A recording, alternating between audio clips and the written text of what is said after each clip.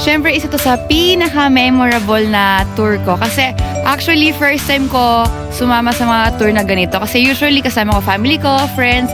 So sobrang nakakatuwa pala. Kasi sabi ko dati, hala, baka kasi hindi magkakakilala. So baka boring, ganyan. Pero mali pala ako ng akala, no?